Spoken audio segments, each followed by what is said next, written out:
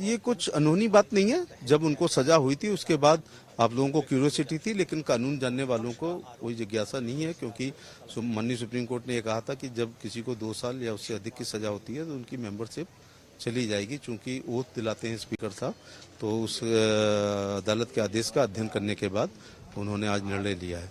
और राहुल गांधी ये सोचते थे कि देश के संविधान और कानून से वो ऊपर हैं। माननीय सूरत की अदालत के निर्णय के बाद स्पीकर साहब ने निर्णय लिया है। ये जो कहते हैं कि जो विपक्ष को डराया धमकाया जा रहा है, ना वो ये अपमानजनक बातें कहते हैं, ना मानहानि का मुकदमा कायम होता, और ना हियरिंग के दौरान एविडेंस हम लोग अच्छे दिए और वो एविडेंस नहीं दे पाए, उस पर ये सजा होती है। राहुल गांधी जी कांग्रेस पार्टी के नेता है, कांग्रेस पार्टी के अध्यक्ष भी रहे, उपाध्यक्ष भी रहे हैं। कांग्रेस पार्टी 60-70 साल देश में सत्ता में रही है, तो राहुल गांधी जी को इसकी जानकारी होनी चाहिए कि अपने देश के बाहर जाने के बाद अपने देश के खिलाफ बात करना ठीक नहीं है। देश में डेमोक्रेसी है। आप लोग जानते हैं कि अटल बिहारी वाजपेयी की सरकार 1 वोट से हारी थी, और अपने देश में 1 मैन 1 वोट 1 वैल्यू इसी तरह का संविधान में प्रावधान है।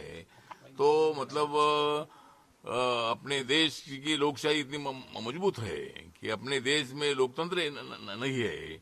इसी तरह की बयानबाजी लंदन में जाकर करना ये बहुत बड़ा सीरियस बात थी। इसलिए हम लोगों ने मतलब बीजेपी और एनडीए ने लगातार 8-10 दिन हमने हंगामा किया, और राहुल गांधी ने माफी मांगनी चाहिए। लेकिन राहुल गांधी टच से मस नहीं हुए। राहुल गांधी अगर माफी मांगते थे तो शायद उनको डिस्क्वालीफाई करने का ये वक्त नहीं आता था। लेकिन डिस्क्वालिफिकेशन जो है ये चेयर को अधिकार है, स्पीकर को अधिकार है। अपने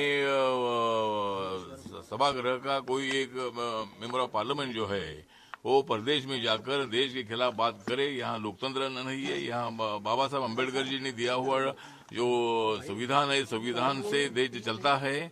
तो जो डिस्क्वालिफिकेशन का जो निर्णय माननीय स्पीकर जी ने लिया है, जो हमारे ओम बिरला जी ने लिया है, ये निर्णय तो सही है, और उनको राहुल गांधी को सजा मिलना बहुत बड़ा जरूरी था। कि स्वतंत्रता यही है कि आप किसी भी समाज को, और खासकर छोटे समाज ओबीसी समाज को अपमानित करो। और आप ये भी मानिए कि हम राजनीति को किस दिशा में लेकर के जा रहे हैं, जब देश आज भारत के लोकतंत्र को दुनिया में सबसे मजबूत लोकतंत्र में गिना जा रहा है, और हम समाजों को तो अपमानित कर ही रहे हैं, भारत को भी अपमानित लंदन में जाकर के कर रहे हैं। और अब जब न्यायिक प्रक्रिया के अंतर्गत कोई निर्णय हुआ है, 4 वर्ष के न्यायिक पूरी प्रावधानों को, पूरी प्रक्रिया को पालन करके, पूरा उनको सारा अवसर देकर के एविडेंस रखने का, अपना पक्ष रखने का, अपने डिफेंस के विषय को रखने का जब निर्णय आया, तो कांग्रेस के नेता उस निर्णय के ऊपर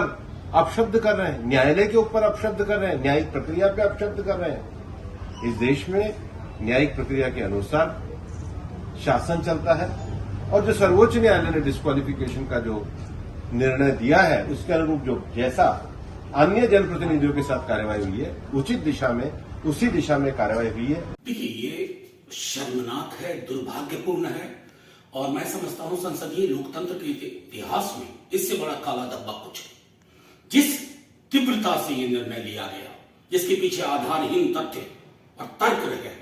कल ही तेजस्वी जी ने, डिप्टी सीएम हमारे दल के, उन्होंने कहा था कि विपक्ष के दलों को अब ये सोच लेना है कि लड़ाई का तरीका क्या होना चाहिए। और आज देखिए, जो राहुल जी ने कैम्ब्रिज में कहा डेमोक्रेसी के पर संकट के बाद, आपने तस्दीक कर दी। आपके मनसा वाचा कर्मणा में डेमोक्रेसी के लिए कोई रिस्पेक्ट नहीं है। और मैं समझता हूं कि सभी दलों को अब यह तय करना होगा, नागरिक समाज के साथ मिल करके, लोगों के साथ मिल करके, कि इस तानाशाही मनोवृत्ति को जमींदोज करना होगा। अन्यथा हिंदुस्तान का जो 75वें वर्ष आजादी में जो नुकसान हो रहा है ना, उसकी भरपाई कतई संभव नहीं होगी। ये सिर्फ राहुल गांधी का की लोकसभा सदस्यता रद्द नहीं हुई है, लोकतंत्र मृत घोषित हुआ आज। Official declaration of the death of democracy. हमसे जुड़े रहने के लिए हमारे YouTube चैनल को सब्सक्राइब करें और नई वीडियो की नोटिफिकेशन के लिए बेल आइकॉन को दबाएं।